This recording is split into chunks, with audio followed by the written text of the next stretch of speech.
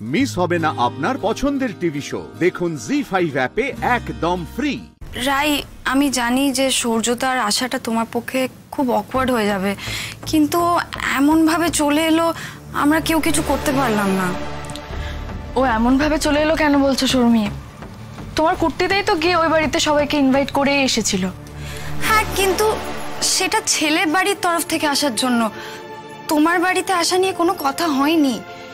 আর যেহেতু সূর্যদা প্রথম থেকেই তোমাদের বিয়েটা এত স্পোর্টিংলি মেনে নিয়েছিল, তাই সকালে তত্ত্ব নিয়ে আসার সময় যখন নিজের থেকেই আগ্রহী হলো আসার জন্য, আমরা আর কেউ কোনো বাধা দিতে পারলাম না। তাই সূর্য এসেছে হাতে তত্ত্ব নিয়ে। হ্যাঁ, আমি শুনলাম, শর্মি বলল। আচ্ছা বৌমনি, নীলু দেখেছে গো ওকে? হ্যাঁ, মা আর পিসিমণিও বাইরে। আমি তোমাকে শুধু এই খবরটা জানাতেই আসলাম। যাই হোক, আমি বাইরে যাচ্ছি। এবারের জামাইও যত যাই হোক। এই দিদিভাই, আমার না ব্যাপারটা খুব অদ্ভুত লাগছে। মানে সূর্যদা একেবারে তত্ত্ব নিয়ে চলে এলো তোর বিয়েতে, এটা একটু বেশি বাড়াবাড়ি না? এই মেজদি ভাইয়ের সাথে আবার কোনো অশান্তি হবে না তো?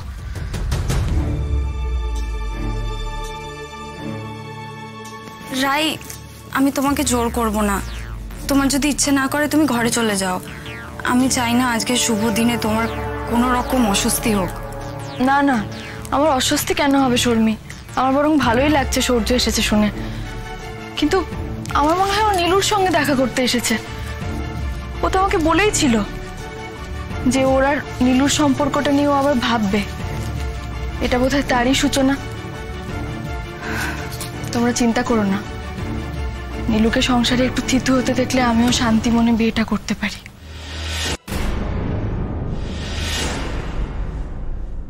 এই যে কোণের জিনিসের ট্রে এনেছি, বলছি এটা কোথায় রাখবো?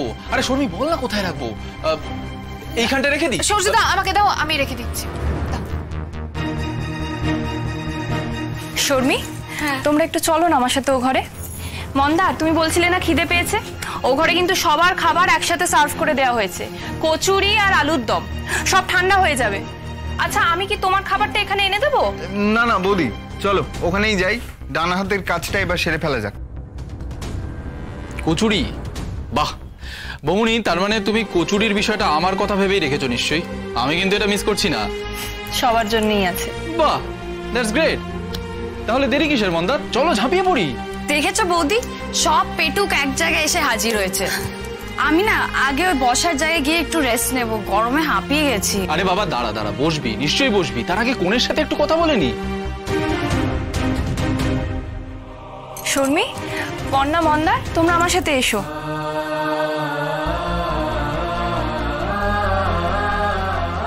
তারাই, আজ তো ডি ডে। কেমন লাগছে তোমার?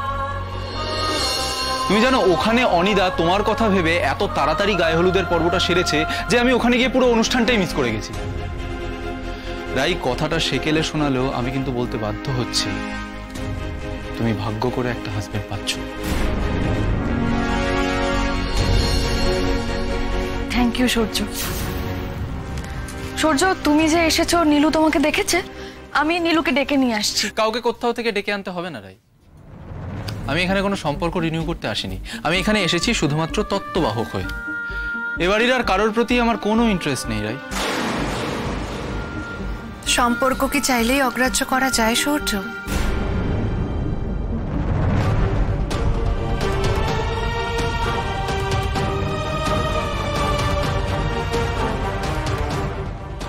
অনেক সময় সম্পর্ক যেমন আমরা নিজেরা গড়তে পারি না, তেমন ভাঙতেও পারি না।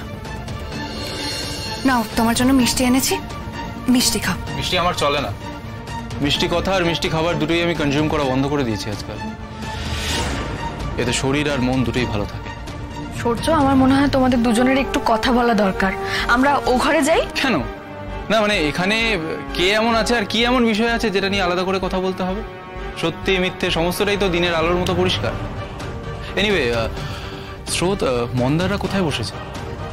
সূর্যদা, বলছি এই বাড়িতে এসে একবারও মিষ্টিমুখ করবে না, এটা তো হতে পারে না।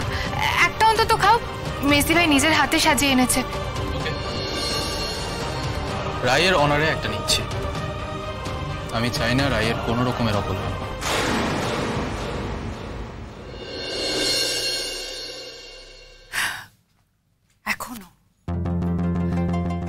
নিজের আঁচলের তলায় সূর্যকে রেখে দিয়েছিস, এখনো। আচ্ছা, তোর এই সবাইকে একসঙ্গে নিজের বশে করার কেরামতিটা ঠিক কি বলতো দিদি ভাই? একটু শিখিয়ে দিবি? আর কতজনকে তুই নিজের আঙুলের ইশারায় নাচাচ্ছিস একটু বল না। অনির্বাণদা জানে এই ব্যাপারে, জানে তোর এই বিশেষ ক্ষমতাটার ব্যাপারে, জেনে শুনেই নিশ্চয় বিয়েটা করছে। আচ্ছা, তুই তোর অফিসের বড় বড় ক্লায়েন্টদের ঠিক এইভাবেই বশ করিস, তাই না? মেজি ভাই, এবার কিন্তু লিমিট ক্রস করে যাচ্ছিস। নীলু, নীলু প্লিজ রাগ করিস না। নীলু আমি তোকে বলছি, দেখ সূর্য যখন একবার এসেছে তখন সবকিছু ঠিক হয়ে যাবে নীলু। আমি জানি ওর তোর উপর অভিমান থাকলেও কিন্তু শুধুমাত্র তোর জন্য এখানে এসেছে। আমার জন্য এখানে এসেছে? হ্যাঁ দেখলাম তো, আমার জন্য এখানে এসে তোর অনারে মিষ্টি মুখ করলো। সেটা তো আমাকে অভিনন্দন জানিয়ে নীলু। আমি বলছি তোকে, শোন তুই একটু কাছে কাছে থাক, তুই দেখিস সবকিছু ঠিক হয়ে যাবে। চুপ কর তুই, চুপ কর। আমাকে নিয়ে আর একটাও কথা বলবি না। একটা কথা ভালোভাবে জেনে রাখ, আমার জীবনে যদি ভালো কিছু না হয় আমি কারোর জীবনে ভালো কিছু হতে দেব না। কি ভেবেছিস তুই আমাকে আমার বাপের বাড়িতে সারা জীবন রেখে এই বাড়ি জি বানিয়ে রাখবি? আর তুই ওই অনির্বাণের বাড়িতে গিয়ে, অনির্বাণের প্রাসাদে গিয়ে রাজরানী হয়ে থাকবি, সেখানে গিয়ে রাজপাট চালাবি। সেটা যদি তুই ভেবে থাকিস, ভুল ভাবছিস। সেটা আমি হতে দেব না, কোনোদিনও হতে দেব না। তোর থেকে কোনো কিছু কম ডিজার্ভ করি না আমি, আর সেটা আমি সবাইকে বুঝিয়ে ছাড়বো, সবাইকে। খুব শখ না তোর? খুব শখ, বড় লোককে বিয়ে করার খুব শখ তোর। হাজবেন্ডের পয়সা দেশে বিদেশে ঘুরবি। তোর শখ, স্বপ্ন কিভাবে দুঃস্বপ্ন হয়ে যায় আমি দেখিয়ে দেব।